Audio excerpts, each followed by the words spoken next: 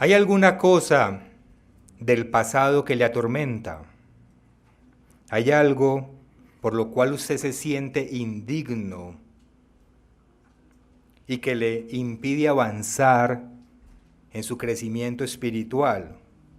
¿Hay algo que le hace pensar que por lo que usted ha hecho o vivió o por un pecado que usted cometió, tal vez Dios no le va a escuchar su oración cuando usted llegue ante la presencia de Él? Algo que lo hace sentir como que usted está atrapado, encerrado en una prisión, que le impide que su relación con Dios sea abierta, sea íntima, sea directa, sea como realmente debe ser. Hay algo que le aqueje en su conciencia. Anteriormente, unos mensajes atrás, hablamos de que la abominación de aquel que, perdón, la oración de aquel que está en pecado es abominación para Dios. Aquel que está practicando el pecado y le ora a Dios, esa oración es abominación para Dios. Y vimos varias escrituras que así lo demuestran. Y quiero que veamos una más en Primera de Pedro. Los que me deseen acompañar a Primera de Pedro, es decir, a la primera epístola del apóstol Pedro, en el capítulo 1, primera epístola de Pedro, capítulo 1, y leamos, capítulo 3, y leamos el versículo 1.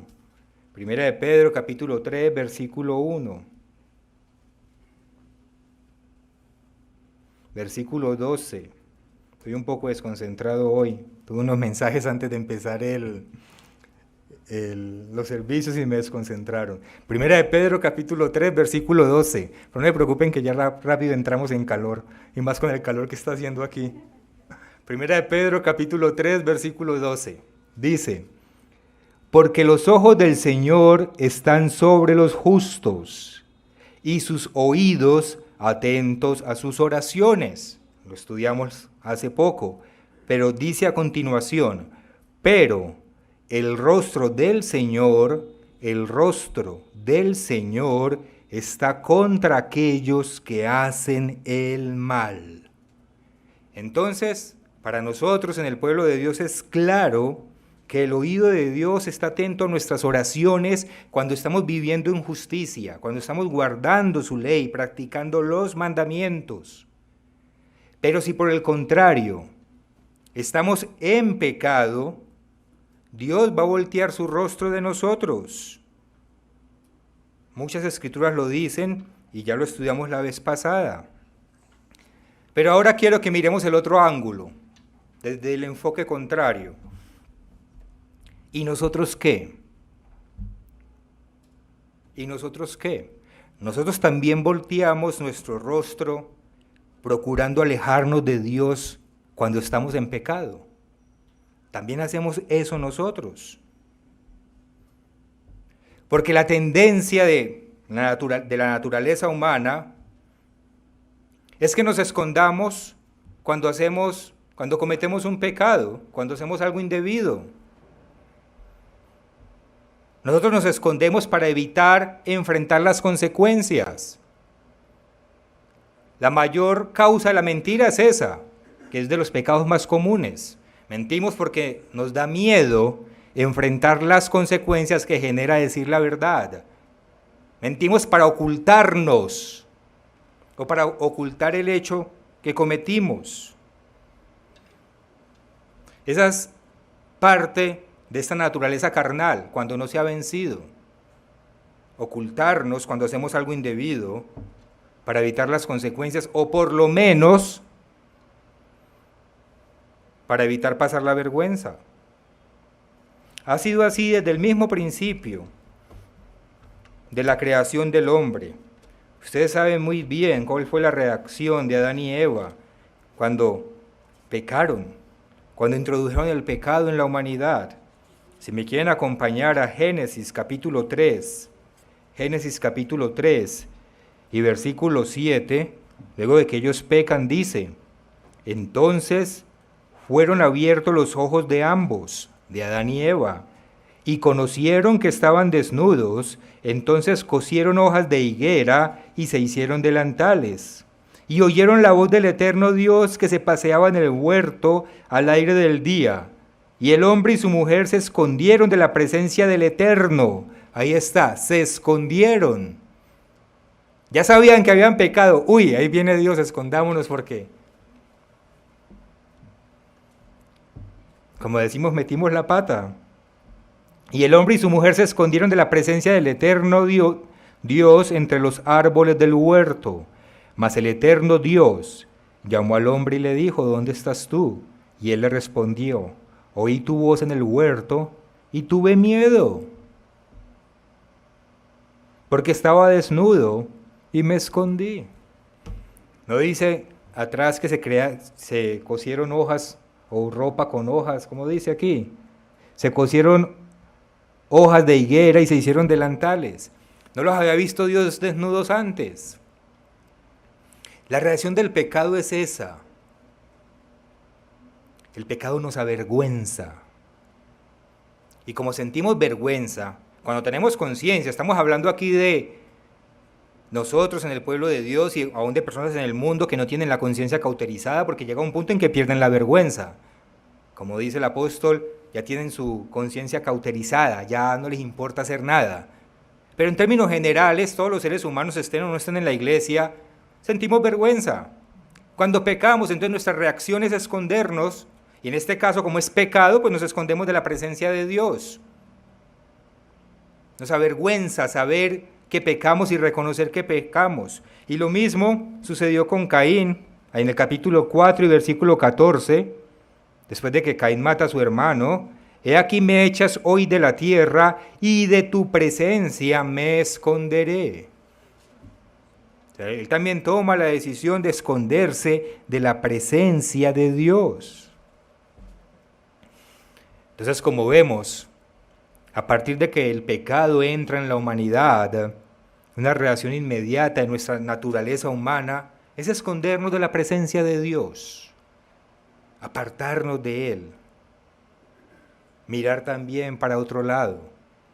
Por eso es que cuando estamos en pecado, nos vamos alejando, y nos vamos alejando, y nos vamos alejando de Dios.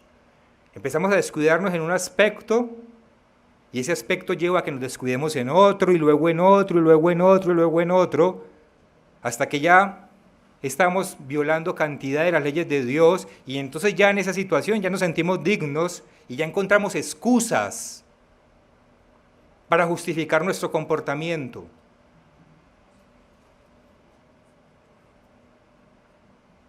Se nos olvida que fuimos nosotros los que fuimos alejándonos de Dios, y después nos pegamos de cualquier detalle para decir, no, pero es que la culpa no fue mía, siempre es el otro. O no hicieron esto, o pasó lo otro, o lo que hizo Adán y Eva, que culparon a Dios mismo. Así es como nos arrastra el pecado. Y esa es la consecuencia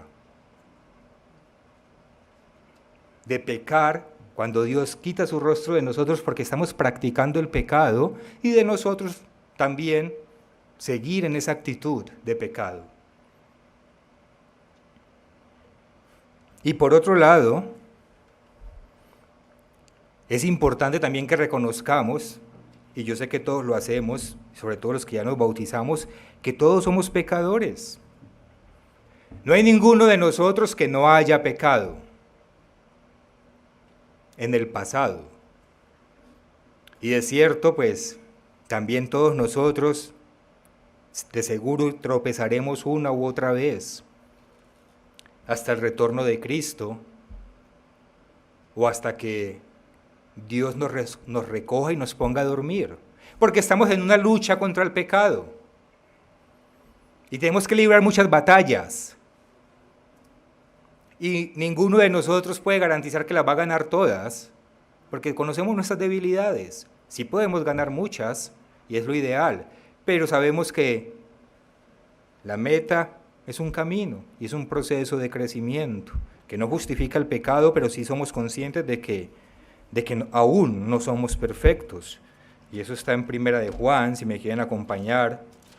Primera de Juan, en el capítulo 1, versículo 10. Si decimos que no hemos pecado, le hacemos a él mentiroso y su palabra no está en nosotros. Entonces es claro que tenemos una lucha contra la naturaleza humana y que seguramente en nuestra lucha en algunos momentos podemos tropezar y que la idea es que cada vez los tropiezos sean más espaciados, sean menos tropiezos y sean tropezones más leves, por así decirlo, porque hay que darle un crecimiento a Dios. Pero estamos en esa lucha contra el pecado. Entonces, resumiendo lo que hasta aquí llevamos, tenemos que Dios aparta su rostro de aquel que está en pecado, que también es una reacción de la naturaleza humana, que apartemos nuestro rostro de Dios o que nos escondamos nosotros mismos de la presencia de Dios cuando estamos en pecado, y que todos somos culpables de haber pecado y que probablemente tendremos algunos tropezones. Y entonces, ¿qué debemos hacer ante ese panorama? Como somos pecadores y probablemente en algún momento tropecemos, debemos apartarnos de manera definitiva de la presencia de Dios, porque Él no escucha la oración del pecador. ¿Qué hacer en ese panorama? Bueno, ustedes lo saben. Dios sí aborrece la oración del pecador, Él sí la aborrece, pero Él no aborrece la oración del pecador que se arrepiente. Él no aborrece la oración del pecador que se arrepiente.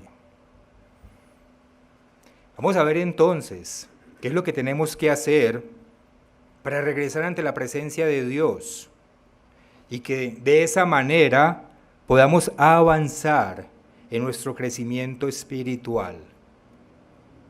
A veces nos sentimos estancados por diferentes circunstancias, porque dejamos que el pecado empiece a entrar en nosotros. Vamos a ver algunos pasos para poder restablecer nuestra intimidad con Dios y seguir avanzando en nuestro crecimiento espiritual. Si desea un título para este estudio es Liberándonos del pasado, 4 pasos para el crecimiento espiritual. Liberándonos del pasado, 4 pasos para el crecimiento espiritual. Y vamos a ver el primer paso. Aquí en el versículo 9 de la primera epístola de Juan, en el capítulo 1, primera de Juan capítulo 1, versículo 9, dice: si confesamos nuestros pecados, Él es fiel y justo para perdonar nuestros pecados y limpiarnos de toda maldad. Si confesamos, Dios es justo, nos perdona y nos limpia de toda maldad. Como vemos, Dios quiere que acudamos ante Él reconociendo nuestras fallas, pero es ante Dios, no es ante un ser humano, como practican algunas religiones allá afuera. No es que vengan donde el ministro y le cuenten todos sus pecados. Nosotros no perdonamos los pecados, es Dios, por medio del sacrificio de Cristo. Es ir ante la presencia del Padre con esta actitud de confesar, de reconocer que hemos pecado. Él quiere vernos llegar así, no con justificaciones, no con argumentos a nuestro favor. Él quiere vernos que lleguemos con la actitud correcta y entonces abre su oído a escucharnos. Así que el primer paso para liberarnos del pasado y poder avanzar en nuestro crecimiento espiritual es aceptar con humildad que hemos pecado. Aceptar con humildad que hemos pecado. Es un error empezar a justificarnos cuando cometemos una falta. Es un error, como lo hablamos hace un momento. Cuando el pecado nos va jalando y nos va atrapando y nos vamos cada vez alejando más de Dios, ya llegamos a un punto en que pensamos que hacemos lo que hacemos porque estamos justificados, en que otros tienen la culpa. Y llegamos a veces al extremo de culpar al mismo Dios, como lo hizo Adán y Eva, o a mi papá, o a mi mamá, o a mi compañero, o a la iglesia, o al ministro. Eso es un error y Dios no nos va a escuchar si llegamos con esa actitud. Mucho menos intentamos ocultarla y decir no es para tanto, o ya pasó. No, sí pasó. Sí pasó y Dios la anotó, porque Dios toma nota de todo lo que hacemos y de cada palabra que decimos, para cuando llegue el momento del final de nuestro juicio y dar el veredicto, Él va a mirar la balanza y va a tomar la decisión. Y va a decir, Pedro Pérez cometió tal y tal error, tal pecado, y nunca tuvo la humildad de reconocerlo o pedir perdón. Y sigue sumando y sumando. Y yo no sé cómo ir a hacer Dios la cuenta, solamente lo sabe Él. Pero la Biblia sí dice que Él toma nota de todo lo que hacemos y de que toda palabra necia que hablemos, toda, daremos cuenta ante Él.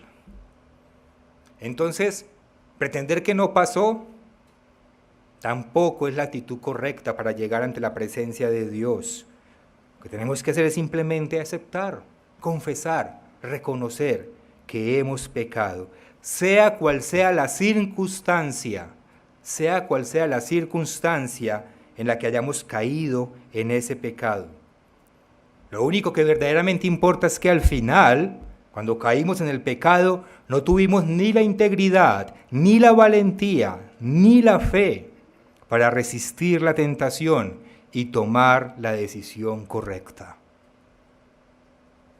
Eso es lo que importa al final, si lo pensamos bien. La verdad es que fallamos y hay que reconocer esa falla, humillados. Y esta palabra es clave, reconocer esa falla humillados ante nuestro Creador. Un poquito más atrás, aquí en la epístola del apóstol Santiago, en Santiago en el capítulo 4, y leamos a partir del versículo 8. Santiago capítulo 4, versículo 8. Acercaos a Dios y Él se acercará a vosotros. Es decir, hay que volver a buscar a Dios después de que pecamos. Pero hay unas condiciones. Acercaos a Dios y Dios no se va a ir corriendo. Él está ahí. Dice, y Él se acercará a vosotros, pecadores. O sea, somos pecadores. Limpiad las manos y vosotros los de doble ánimo. Aquellos que hoy están contentos pero mañana no. Aquellos que un día vienen muy contentos pero por cualquier cosita se ofenden. Son de doble ánimo. Que buscan cualquier excusa para enojarse, para echarle la culpa a Dios. Y vosotros los de doble ánimo, purificad vuestros corazones, afligíos y lamentad y llorad.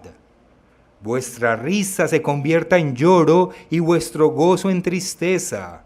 En este contexto de pedirle perdón a Dios, dice el versículo 10, humillaos delante del Señor y Él os exaltará. Cuando nosotros pecamos y queremos volver a Dios, esta, en lugar de justificarnos, tiene que ser nuestra actitud, con la que vamos ante Él y le tocamos la puerta, con seguridad, con firmeza.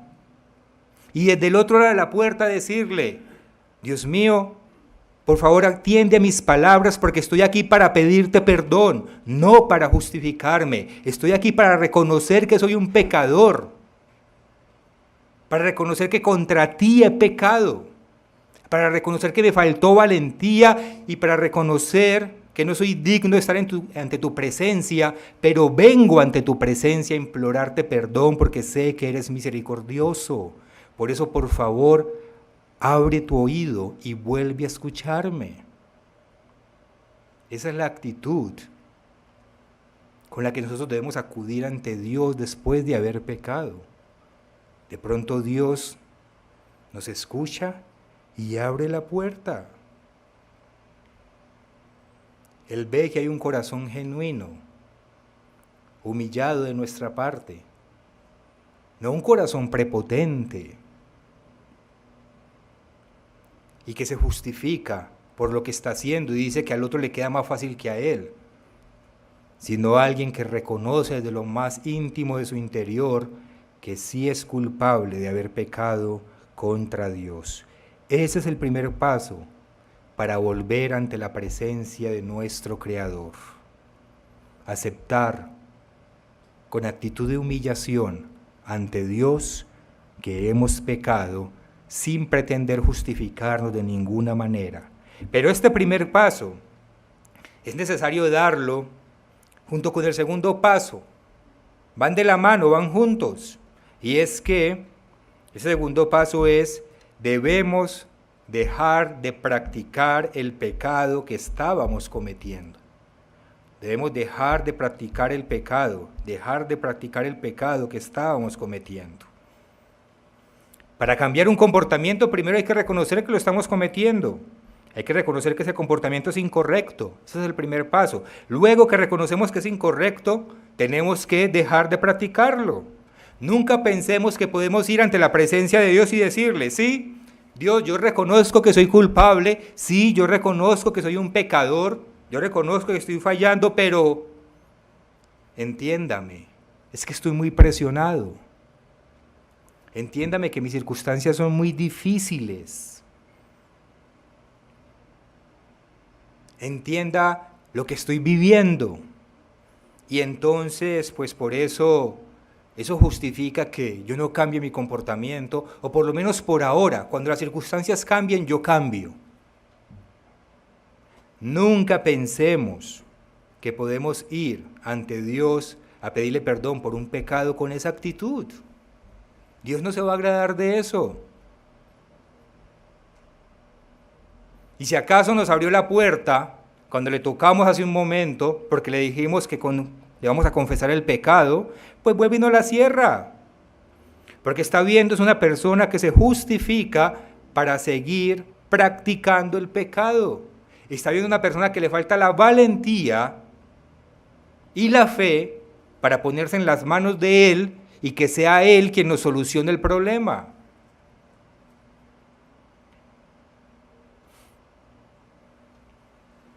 La famosa escritura en Gálatas de los frutos de la carne y el fruto del Espíritu, en Gálatas capítulo 5, versículo 19.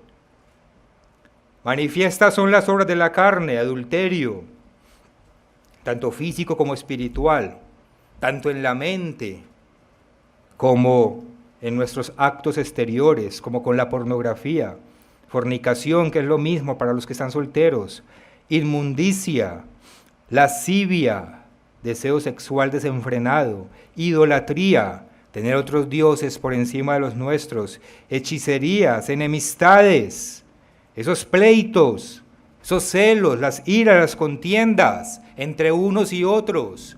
En lugar de trabajar en armonía y cooperación, a veces se da un espíritu de competencia.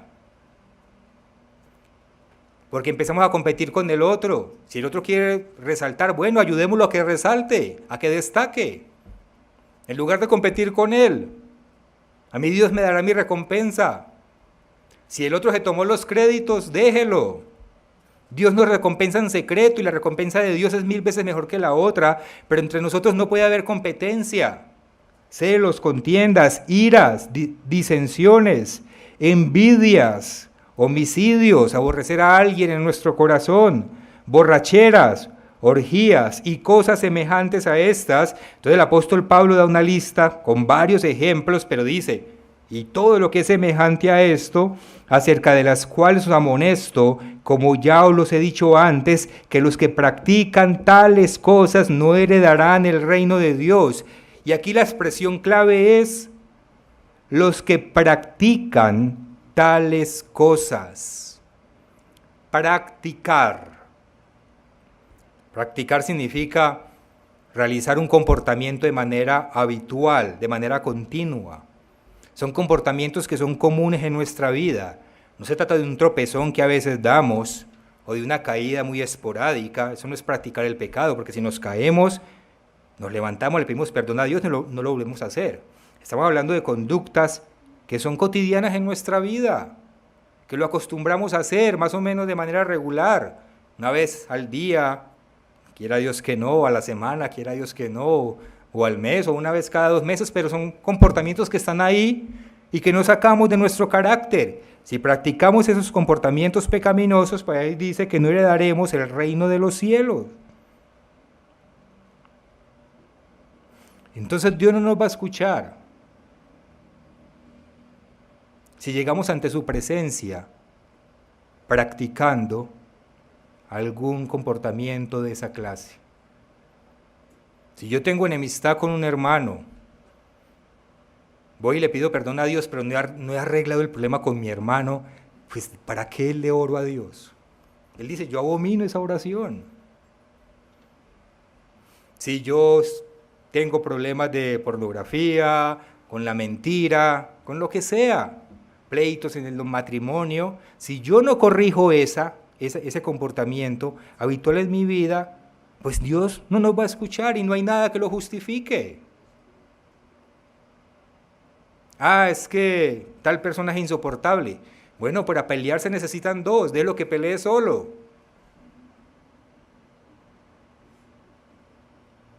¿Que eso irrita? Claro que irrita, pero me quedo callado. Y me encierro y el ver así va a acabar con la casa. Pero yo me encierro a orarle a Dios. A eso tenemos que llegar. Eso es lo que Dios nos está diciendo. No hay realmente nada que justifique violar su ley, porque cuando la prueba es muy dura, Él siempre está ahí para darnos la mano, y eso lo hemos hablado antes.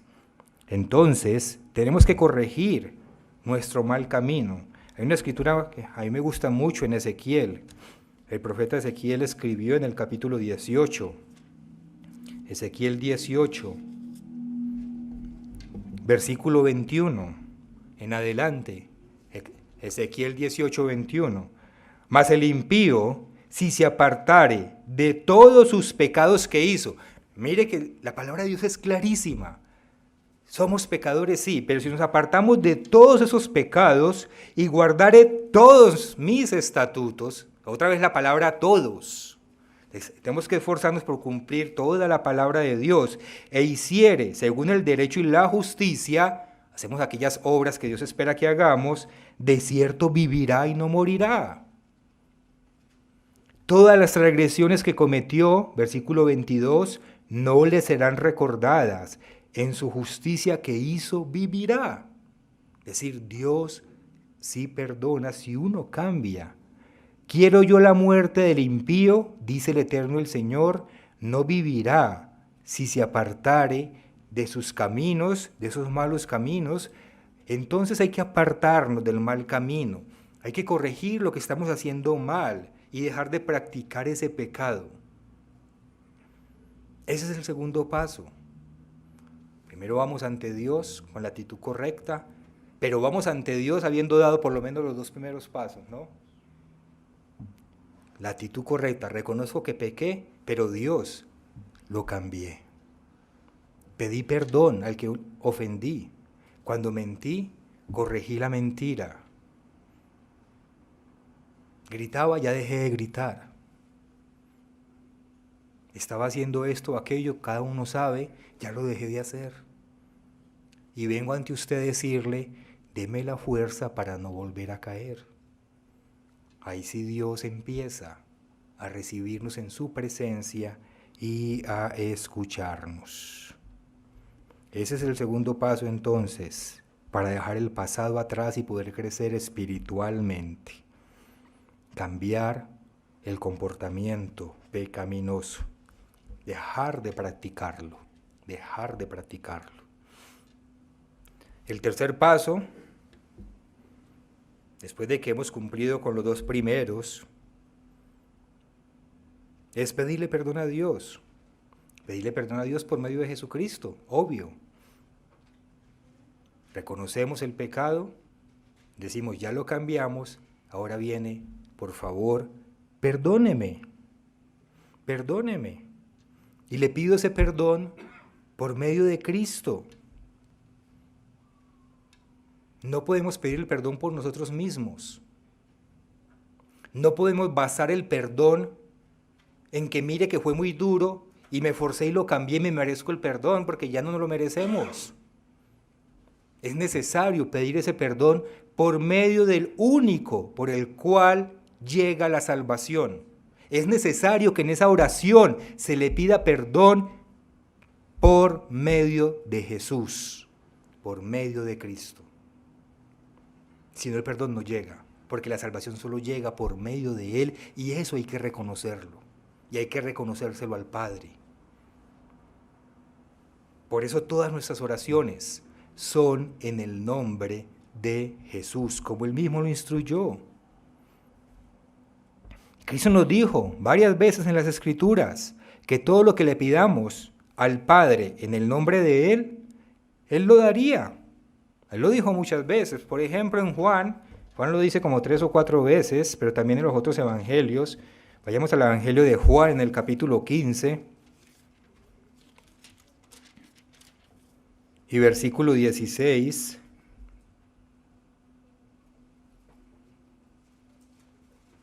Dice: no me elegisteis vosotros a mí, sino que yo os elegí a vosotros, y os he puesto para que vayáis y llevéis fruto, y vuestro fruto permanezca. Luego dice la última parte: para que todo lo que pidiereis al Padre en mi nombre, Él os lo dé. Y también en el capítulo 16, versículo 23, aquí mismo, Juan 16, 23. Dice: en aquel día no me preguntaréis nada. De cierto os digo, que todo cuanto pidiereis al Padre en mi nombre, Él os lo dará. Hasta ahora nada habéis pedido en mi nombre. Pedid y recibiréis, para que vuestro gozo sea cumplido. Entonces es claro que Cristo nos da la instrucción: pídale a Dios en mi nombre, y Él se lo da. Y hay otras escrituras que también nos dice que le pidamos. Cristo nos dice: pidan al Padre y yo les doy. O sea, los dos nos dan si le pedimos en el nombre de Cristo. Pero la pregunta aquí es: ¿qué es lo primero que le pedimos al Padre en el nombre de Cristo? ¿Que nos sane de una enfermedad? ¿Que nos ayude en nuestros problemas económicos? ¿Que nos ayude a resolver un problema muy grande? ¿O lo primero que le pedimos es el perdón por nuestros pecados? Que nos perdone en el nombre de Cristo, por medio del sacrificio que Cristo hizo, nuestros pecados. ¿Es eso lo primero que le pedimos a Dios en oración, a nuestro Padre?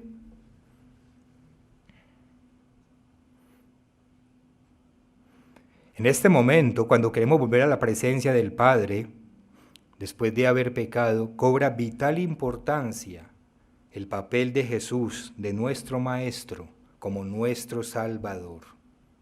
Es aquí cuando reconocemos lo valioso de su sacrificio.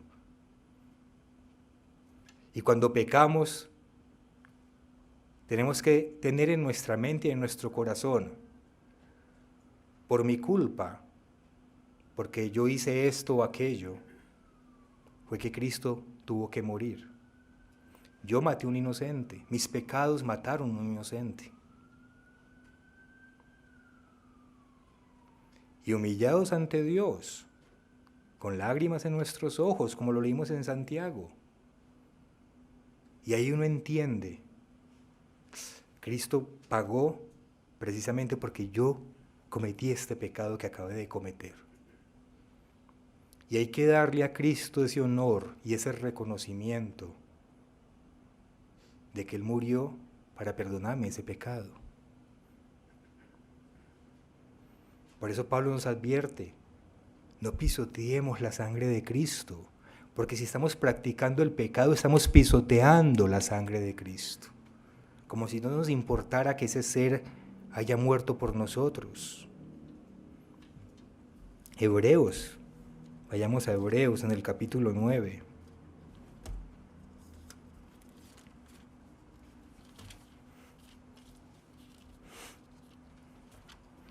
Hebreos 9, versículo 13. Porque si la sangre de los toros y de los machos cabríos y las cenizas de la becerra, rociadas a los inmundos, santifican para la purificación de la carne, cuánto más la sangre de Cristo, el cual, mediante el Espíritu eterno, se ofreció a sí mismo sin mancha a Dios para limpiar vuestras conciencias de obras muertas. Cristo murió para que durmamos en paz, para que nuestras conciencias estén limpias, obras muertas, es decir, de pecados, para que sirváis al Dios vivo. Por eso, cuando estamos ante Dios pidiéndole perdón por el pecado, hay que hacerlo siendo conscientes de este sacrificio. Por medio de ese sacrificio, porque solamente ese sacrificio limpia nuestra conciencia de esas obras muertas que son pecado. Y eso debe ir acompañado de fe, de la fe de que esa sangre de Cristo, si es lo suficientemente valiosa para limpiarnos de toda mancha. Vamos a 1 de Juan, capítulo 1, donde estábamos, pero leamos el versículo 7. 1 de Juan 1:7. Dice, pero si andamos en luz, como Él está en luz, tenemos comunión unos con otros. No hay peleas, no hay disensiones, no hay pleitos. Luego dice, y la sangre de Jesucristo, su Hijo, nos limpia de todo pecado. Dice que nos limpia de todo pecado. Entonces hay que aceptar, hay que tener la fe de que la sangre de Cristo es lo suficientemente valiosa para perdonar cualquier ofensa, sin importar lo grave que haya sido. Sin importar si el pecado es demasiado grande o si es demasiado vergonzoso. Sin importar si ese pecado realmente nos hace sentir, me perdonan la palabra, miserables. Porque es lo que nos vuelve el pecado, nos vuelve miserables ante Dios. Pero hay que confiar que la sangre de Cristo es tan pura, tan valiosa, sin ninguna mancha, que cubre mi pecado por más grande que sea. A mí me gusta mucho otra escritura en Isaías, que se las he leído varias veces. Obviamente ustedes también la han leído, en el capítulo 1. Isaías 1 y el versículo, leamos desde el versículo 16, Isaías 1:16. Lavaos y limpiaos, quitad la iniquidad de vuestras obras de delante de mis ojos, dejad de hacer lo malo, aprended a hacer el bien, buscad el juicio, restituid al agraviado, haced justicia al huérfano, amparad a la viuda, venid luego. Después de haber hecho todo eso, dice el Eterno, y estemos a cuenta. Si vuestros pecados fueren como la grana, como la nieve, serán emblanquecidos. Si fueren rojos como el carmesí, vendrán a ser como blanca lana. No hay ningún pecado, por más rojo que sea, por así decirlo, que la sangre de Cristo no cubra, no emblanquezca. Si corregimos nuestro comportamiento y empezamos a practicar la justicia, no importa lo grave de nuestros pecados, la sangre de Cristo los lava. Y esto nos lleva al cuarto y último paso. Porque a veces, aunque reconocemos que Cristo murió para el perdón de nuestros pecados, a veces como que nos cuesta dejar el sentimiento de culpa atrás. Como que nos sentimos indignos y arrastramos eso con nosotros, ¿no? Como que tenemos esa espina dentro que nos carcome la conciencia, porque sabemos que somos culpables y llevamos ese peso en nuestras espaldas. Y eso trae cierta amargura a nuestra vida. Eso trae cierta tristeza, cierto dolor a nuestros corazones. Por eso el cuarto paso para liberarnos del pasado y avanzar espiritualmente es precisamente ese, es saber dejar el pasado atrás. Hay que saber dejar el pasado atrás. Una vez hemos hecho los otros pasos. Una vez cumplimos con los otros pasos, hay que saber dejar el pasado en el pasado. A mí me causa simpatía, hasta cierto punto, la historia del rey David, porque él sabía muy bien hacer esto. Él sabía dejar el pasado atrás. Ustedes recuerdan cuando murió el hijo de David, como causa del adulterio. En el segundo libro de Samuel, vamos a leer una parte, la parte final, en el segundo libro de Samuel, y veamos cómo él dejó el pasado atrás, de una manera interesante.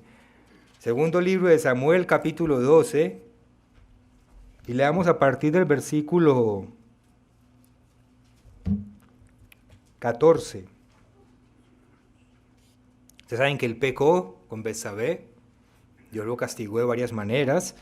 Entonces aquí le está diciendo el profeta a David en el versículo 14, mas por cuanto con este asunto hiciste blasfemar a los enemigos del Eterno, el hijo que te ha nacido ciertamente morirá. O sea, una sentencia dura. Y Natán se volvió a su casa, y el Eterno hirió al niño que la mujer de Urías había dado a David, y enfermó gravemente. Entonces David rogó a Dios por el niño. Entonces miremos todo lo que hizo David para dejar el pasado atrás. David primero aceptó su culpa. Ustedes recuerdan que cuando habla al principio con el profeta, él reconoce que es culpable. Y él mismo se dictó su sentencia. Dijo, pagará 4 veces. Ah, bueno, usted paga 4 veces entonces. Y él lo asumió. Él lo asumió. Entonces primero él acepta su culpa. Y luego que recibe la sentencia, David rogó a Dios por el niño. Y ayunó David y entró y pasó la noche acostado en tierra. O sea, él asumió responsabilidad y empezó a hacer lo que él pensó que podía hacer. Y se levantaron los ancianos de su casa y fueron a él para hacerlo levantar de la tierra, mas él no quiso ni comió pan con ellos, estaba ya tirado, reconociendo la inmundicia que era en ese momento. No se justificó. No dijo, yo soy el rey David, yo puedo tomar la mujer que yo quiera. Él no dijo eso. O él no dijo, es que ella estaba bañándose allá sin ropa, pues es culpa también de ella. Él hizo eso. Y como yo soy hombre, pues los hombres somos débiles. ¿Qué es lo que tendemos a hacer nosotros, no? Siempre buscamos la culpa en el otro. Él no hizo eso. Que no falta el que diga que Betsabé, que de hecho también Betsabé que hacía bañándose allá desnuda. O sea, eso no justifica nada, pero no podemos llegar con esa actitud. Versículo 18, y al 7º día murió el niño. Y temían los siervos de David hacerle saber que el niño había muerto, diciendo entre sí, cuando el niño aún vivía le hablábamos y no quería oír nuestra voz. ¿Cuánto más se afligirá si le decimos que el niño ha muerto? Mas David, viendo a sus siervos hablar entre sí, entendió que el niño había muerto. Por lo que dijo David a sus siervos, ¿ha muerto el niño? Ellos respondieron, ha muerto. Entonces David se levantó de la tierra, y se lavó, y se ungió, y cambió sus ropas, y entró a la casa del Eterno, y adoró. Después vino a su casa, y pidió, y le pusieron pan, y comió. Levantó el ayuno. Y le dijeron sus siervos, ¿pero qué es esto que has hecho? Por el niño viviendo aún, ayunabas y llorabas, y muerto él, te levantas, y comiste pan. Y él respondió, viendo aún el niño, yo ayunaba y lloraba, diciendo, ¿quién sabe si Dios tendrá compasión de mí y vivirá el niño? Mas ahora que ha muerto, Dios tomó una decisión. ¿Para qué he de ayunar? ¿Podré yo hacerle volver? Yo voy a él, mas él no volverá a mí. Mientras el niño vivía, David reconoció su error. Ayunó e hizo todo lo que estaba en sus manos para intentar que Dios cambiara su decisión. Dios no la cambió, la confirmó. Pero ya fallecido el niño, David sabía que no tenía sentido seguir aferrado a algo que él ya no podía cambiar. Él ya lo sabía. David se arrepintió, aceptó la decisión de Dios y continuó hacia adelante. Ahora bien, uno podrá decir como dijeron los criados de él, pero bueno, lo hizo ahí mismo. En cuanto el niño se murió, ya se levantó, se bañó y empezó a comer. En la personalidad de David. ¿Quién era David? Era un hombre resuelto. David era un hombre decidido, era un hombre de armas tomar, era un hombre enfocado ¿hacia dónde? Hacia adelante. La personalidad de David, que era extraordinaria, obviamente no era como la de nosotros, era un personaje destacado, era un hombre enfocado hacia adelante, él era práctico, él no se quedaba pegado de lo que ya no podía cambiar. Mientras el niño vivía, se humilló como ningún otro, lo dio todo, dejó de comer, se arrastró en el piso. Pero ya no lo puedo cambiar, me enfoco, me paro, sigo hacia adelante, dejando el pasado atrás. Recuerdan también igualmente la historia de Pablo, cuando se llamaba Saulo. Recordamos ese pecado tan grave que cometió el apóstol Pablo, que participó en el asesinato de este gran siervo de Dios que era Esteban. Y no solo eso, sino que persiguió con crueldad a todos los discípulos de Cristo, los azotaba, los golpeaba, los mandaba a la cárcel. Leamos Hechos, vamos al libro de los Hechos, en el capítulo 22. Hechos capítulo 22 y leamos a partir del versículo 17. Hechos 22, 17. Dice, y me aconteció, vuelto a Jerusalén, que orando en el templo me sobrevino un éxtasis. Y le vi que me decía, date prisa y sal prontamente de Jerusalén, porque no recibirán tu testimonio acerca de mí. Versículo 19, yo dije, Señor, ellos saben que yo encarcelaba y azotaba en todas las sinagogas a los que creían en ti. Y cuando se derramaba la sangre de Esteban, tu testigo, yo mismo también estaba presente y consentía en su muerte. O sea, Pablo, no lo ocultaba. Él no negó lo que hizo. Y dice, y guardaba las ropas de los que le mataban. La actitud de Pablo no fue, pero yo no lo apedreé.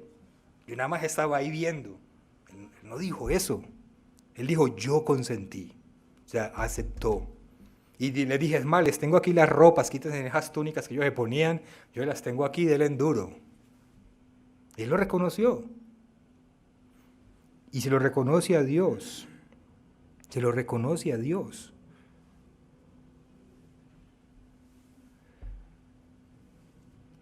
Fueron pecados serios, duros que cometió Pablo antes de su conversión, antes de ser llamado.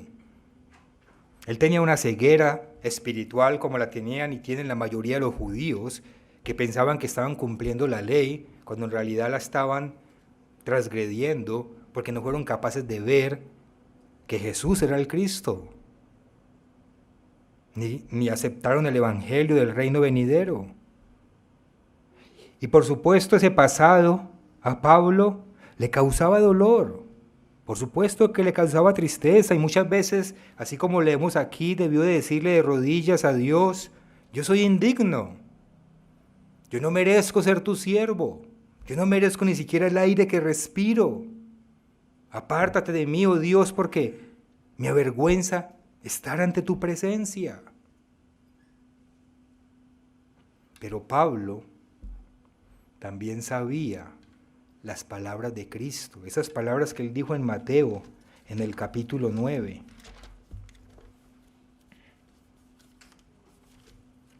Mateo capítulo 9 y versículo 12. Dice, los sanos no tienen necesidad de médico, sino los enfermos.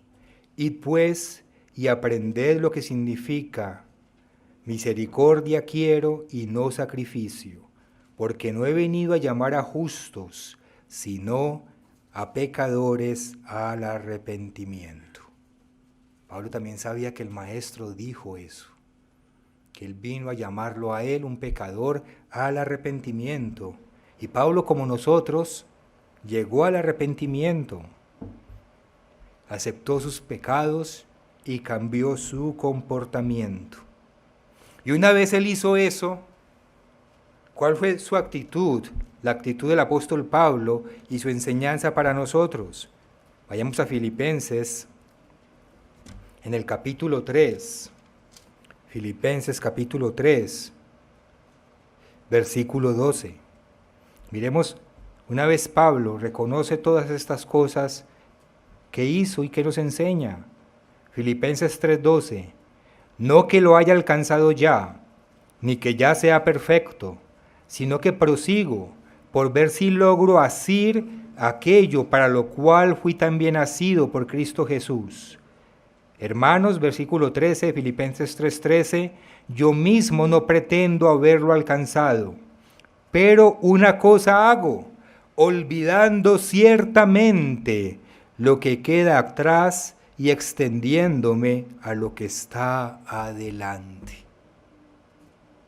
Pablo dejó el pasado atrás, olvidando ciertamente lo que queda atrás y extendiéndome a lo que está adelante.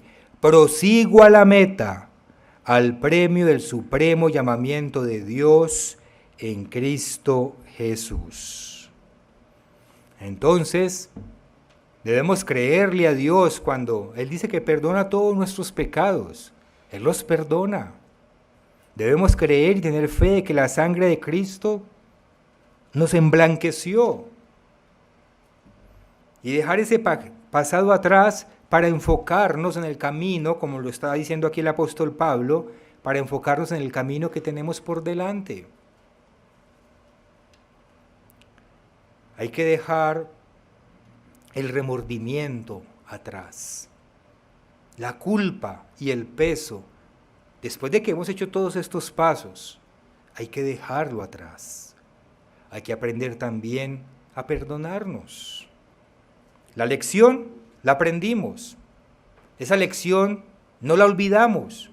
Pero si nos hemos arrepentido, ya no debe haber más dolor en nuestro corazón. Ya no debe haber más remordimiento, no más amargura, no más tristeza. La sangre de Cristo nos emblanqueció, nos limpió. Eso es parte del pasado, de la persona que murió en esa tumba de agua. No podemos permitir que esos hechos del pasado sigan aferrados a nosotros cuando ya los hemos cambiado, cuando ya hemos aceptado el perdón de Cristo, porque en la práctica significaría o que no creemos que Cristo nos perdonó, o que la sangre de Cristo no es lo suficientemente pura para limpiarnos. Los hijos de Dios no vivimos en amargura, vivimos en gozo, con la conciencia limpia. ¿Por qué? Porque ya leímos, nuestra conciencia fue lavada con la muerte de Cristo. No hay que arrastrar esa carga del pasado, ni esos errores del pasado, cuando hemos hecho lo que tenemos que hacer para cambiarlo y para pedirle perdón a nuestro Padre. En resumen, les quiero mostrar esta gráfica que van a ver ahí en sus pantallas para que tengamos el panorama completo y que es más o menos lo que estamos hablando aquí. Y les va a dar el enfoque general de lo que estamos diciendo. Cuando estamos viviendo en la carne, vimos que Dios aparta su rostro y su oído del que está pecando. Cuando estamos viviendo en la carne, es una reacción de la naturaleza humana escondernos de Dios. Cuando estamos viviendo en la carne, pecamos y tenemos que reconocer que somos culpables de haber pecado. Entonces, ¿qué debemos hacer? Si tenemos el Espíritu de Dios con nosotros y dentro de nosotros, seguir estos pasos en términos generales, aceptar con humildad que hemos pecado, dejar de practicar ese pecado o cualquier pecado, pedirle el perdón a Dios indispensable por medio de Jesucristo. Y hechos esos 3 pasos, tenemos que saber dejar el pasado atrás. Perdónese a usted mismo. Tenga fe en que la sangre de Cristo lo limpió y lo lavó, y que nuevamente usted es digno de estar ante la presencia de Dios y recupere el gozo y la paz que solamente Dios nos da cuando vivimos en su presencia. Un verdadero discípulo de Dios, de Cristo, no vive en amargura, no vive pegado del pasado, no llora por lo que ya no pudo cambiar. Se levanta y sigue hacia adelante, viviendo en paz y en gozo. ¿Por qué? Porque la paz y el gozo son un efecto de ese perdón que Dios nos da si aceptamos ese perdón. La paz y el gozo son fruto del Espíritu Santo de Dios que mora dentro de nosotros. Y teniendo una vida tranquila, gozosa y en paz, ¿qué hacemos? Seguimos hacia adelante, con ánimo, con buena actitud, sin amarguras, sin contiendas, entendiendo a nuestros hermanos porque sabemos que nosotros también hemos tropezado, sabiéndonos perdonarnos porque entendemos el efecto que produce el perdón, el que Dios nos da y también el que nosotros le damos a nuestros hermanos y el que nuestros hermanos nos dan a nosotros. Y así nos enfocamos en la meta común que tenemos, no de mirar para atrás, sino de entrar al reino venidero. Los dejo con esta última escritura en 2 Corintios, en el capítulo 13 y versículo 11. 2 Corintios 13, 11. Por lo demás, hermanos, tened gozo, perfeccionaos, consolaos, sed de un mismo sentir y vivid en paz. Vuelvo y lo leo. Por lo demás, hermanos, tened gozo, no amargura, perfeccionaos, aprendamos la lección y sigamos adelante. Consolaos porque tenemos el perdón de Dios, sed de un mismo sentir. Mantengámonos en la sana doctrina y vivid en paz. Y el Dios de paz y de amor estará con vosotros. Es decir, su rostro nuevamente está mirando nuestro rostro y nosotros nos sentimos con la dignidad suficiente de que aunque estamos bajo el polvo de sus pies, por decirlo así, podemos mirarlo, porque sabemos que en Cristo Él nos ha perdonado y hemos hecho lo necesario de nuestra parte para corregir el mal camino.